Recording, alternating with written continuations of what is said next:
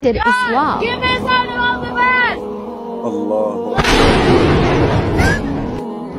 ملګرو دا ویډیو کلیپ خامخا وګورئ، ډېر سبق آموز کلیپ دی. دا یوه ښځه ده چې د عیسائی مذهب سره تعلق ساتلو دی الله ته چیلنج ورکړی و. مخکې د دې دغه ویډیو وګورئ، دا لګیا په عربۍ کې ده. بیا زه تاسو پوهیږم چې دې څه وویلې او دې سره بیا څه وشو او نعوذ بالله الله ته څنګه چیلنج ورکړی او څنګه خبرې دې کړې وې، دا ټولې در سره په دې ویډیو کې شریکوم. دغه ویډیو د 1 منټ ویډیو ده، دا وګورئ بیا نورې خبرې کوو انشاءالله. Islam. Give me something of the best. My name is Brooklyn, and I converted from Christianity to Islam almost a year ago to the day I found the truth.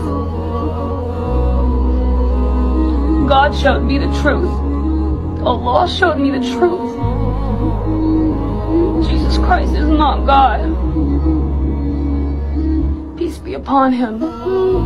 Jesus, beloved Son of Mary, he is the Messiah. He will return, and we do believe Jesus. We know Jesus. We love you. ښه ملګرو دا ویډیو کلیپ تاسو وکتلو. دا چې کومه ښځه تاسو څخه ښکاري دا د بروکلین په نوم باندې ښځه ده چې دا د عیسائی مذهب سره تعلق ساتي. دا څه وخت مخکې د دې یو ویډیو وایرل شوی وه. شروع کې دا کوم کلیپ تاسو وکتلو دغه کلیپ څه ټایم کې ډېر زیات وایرل شوی و.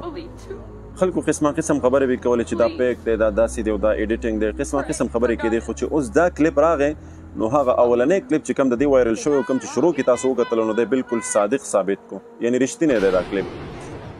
دې ښځې یو ورځ دا په سفر باندې روانه وه او د ګاډي نه داسې سر راوویستلو او آواز یې وکړو، وایي ای ګاډ، یعنی په خپل هغه انداز کې که نه آواز کوي چې ای الله که چېرته ته واحد لا شریک ذات دی او برحق ذات دی نو ما ته څه اشاره او څه نشاني ما ته وښایه. نعوذ بالله من ذلک.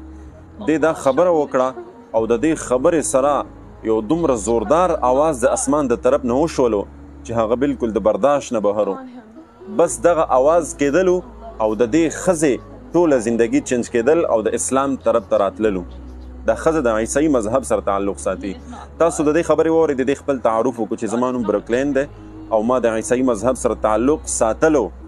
کله چې ما دغه کارنامه وکړله د هغې نه پس الله ما ته حق را نصیب کو، یعنی الله جل شانه ما ته دین اسلام را نصیب کو. او د عیسی علیه السلام په باره کې چې زمونږ کومه د عقیده ده او ډېره ناقابل قبوله او ډېره ګډه وړه عقیده چې کوم عیسایان لري، وایي دا بالکل غلطه ده. وایي ګاډ یعنی الله چې دی دا یو دی، یو دوه درې نه دي، بلکې الله چې دی دا نه دوه دی نه درې دی نه څلور، بلکې یو ذات دی، یو الله دی. او عیسی علیه السلام د الله پیغمبر دی. او کومه ناحقه عقیده چې زمونږ و چې عیسی علیه السلام چې دی پانسي کړی شوی دی او په دار باندې خېجولی شوی دی، دا بالکل ناحقه عقیده ده. بلکې وایي عیسی علیه السلام به راځي دنیا ته او نورې د اسلام په باره کې ډېرې پازیټیو خبرې کړي دي او اخره کې منت کوي چې ځان دپاره د هدایت دعاګانې کوي او ژاړي لګیا دی. نو الحمدلله علی نعمت الاسلام، الحمدلله علی نعمت القرآن. دغسې ډېرې خبرې زمونږ استاسو په مخ کې تېرېږي او زه تاسو ته مخې ته راوړمه. خو زه بیا په دغه ویډیو کې چې خپلې خبرې وکړم اخره کې بیا زه وایم چې مسلمانانو په دین اسلام باندې شکر وباسئ. زه حیران دی چې الله جل شانه زمونږ کم داسې دغه ته کتلي دي چې الله جل شانه دومره په اسانه باندې د مور په غېږ کې موږ ته دین اسلام را نصیب کړی دی. د دغې دین اسلام دپاره خلکو څومره قربانۍ ورکړي دي. زمونږ استاسو اکابرینو صحابه کرام رضوان الله علیهم اجمعین تیر په تیره رسول الله صلی الله علیه وسلم د دې اسلام دپاره څومره تکلیفونه برداشت کړي وو. زمونږ استاسو دپاره څومره جړاګانې کړې وې. نن زمونږ استاسو د ټول نه غټه بدقسمتي دا ده چې د تاسو په نښه کړمه مونږ یو مسلمانان یادېږو په مسلمانانو باندې په امت محمدي صلی الله علیه وسلم کې یو، لیکن زمونږ اعمال، زمونږ کردار، زمونږ اخلاقیات، زمونږ معاشرت دا دې باندې تاسو یو نظر وګرځوئ چې مونږ چیرته روان یو، په کومه باندې روان یو، زمونږ استاسو تعارف څه دی، زمونږ استاسو مقام څه دی او مونږ تاسو کوو څه.